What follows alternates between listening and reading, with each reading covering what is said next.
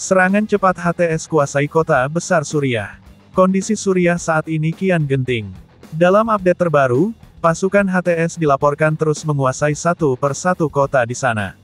Surat kabar Rusia menyebutkan bahwa sejak Sabtu tanggal 6 Desember tahun 2024, pemberontak Suriah telah mengambil kendali penuh atas pusat kota Hama dan sebuah pangkalan udara yang terletak di sana pada hari yang sama.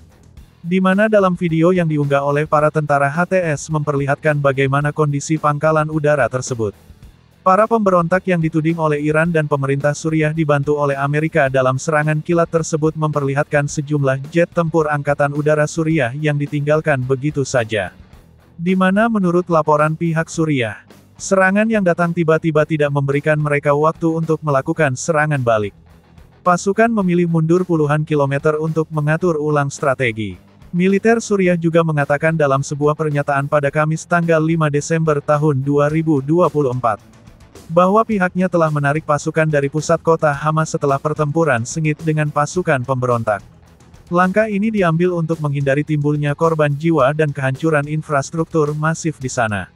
Selain itu, sejumlah laporan juga mengatakan bahwa para pemberontak, yang terdiri dari kombatan kelompok HTS dan Tentara Nasional Suriah yang didukung Barat, telah mengambil alih sejumlah kota, termasuk Ar-Rastan, yaitu sebuah kota menuju Homs yang merupakan kota ketiga terbesar di Suriah.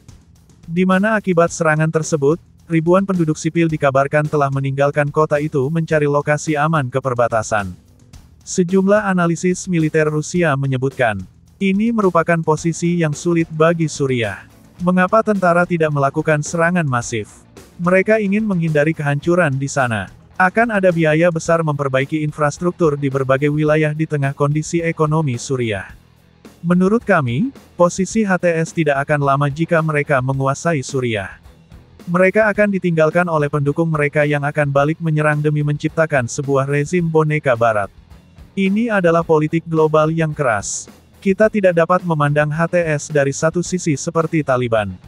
Taliban dibentuk selama puluhan tahun. Sedangkan HTS dibentuk secara instan. Apakah itu masuk akal? Tidak, itu tidak masuk akal bagi sebuah kelompok yang dapat menjatuhkan sebuah pemerintahan dalam waktu yang sangat cepat tanpa ada dukungan dari pihak ketiga. Di satu sisi ideologi mereka tidak diterima oleh Barat karena menjadi ancaman bagi sang anak emas Israel. Namun di sisi lain, dengan cara itu Barat dapat menjatuhkan kekuasaan Assad untuk menyingkirkan pengaruh Iran dan Rusia, demi kepentingan jangka panjang Barat dan untuk keamanan Israel. HTS tidak belajar dari Irak dan Libya. Apakah saat ini kedua negara itu aman untuk ditempati? Tidak, mereka hidup di bawah perang saudara. Mereka harus menyingkir perbedaan untuk satu negara. Belum lagi, Amerika yang menjadi dalang lahirnya HTS di Suriah dengan dukungan senjata Barat mulai melakukan manuver lepas tangan. Di mana Presiden terpilih AS Donald Trump menilai, Gedung Putih seharusnya tidak ikut campur dalam perang Suriah di mana pasukan pemberontak mulai mengepung ibu kota Damaskus.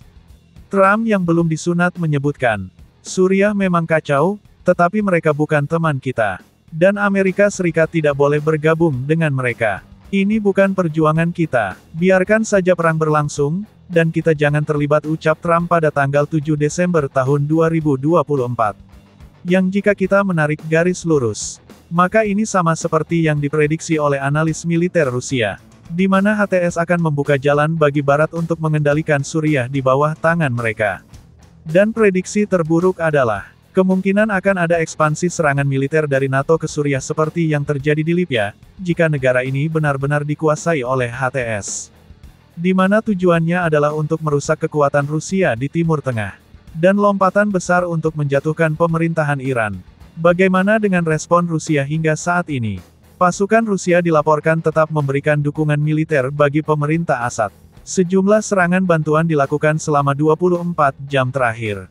Di mana dalam video di Homs, helikopter K-52 Rusia terekam kamera melakukan serangan roket arah pasukan HTS. Bukan saja menggunakan helikopter, serangan udara dari jet tempur Su-34 Rusia juga dilakukan. Di mana dalam sebuah video yang dirilis pada tanggal 7 Desember tahun 2024, jet tempur Su-34 Rusia sukses menghancurkan pusat logistik pasukan HTS di sebuah wilayah Suriah. Iran yang merasa terancam jika Suriah berada di bawah pemerintahan boneka barat. Dilaporkan juga mulai ambil ancang-ancang akan menggunakan kekuatan militernya pada pihak HTS. Di mana Iran dilaporkan siap memasok rudal dan drone mereka pada tentara Suriah, untuk melakukan serangan balasan demi menjaga kedaulatan Suriah dan melindungi keamanan mereka.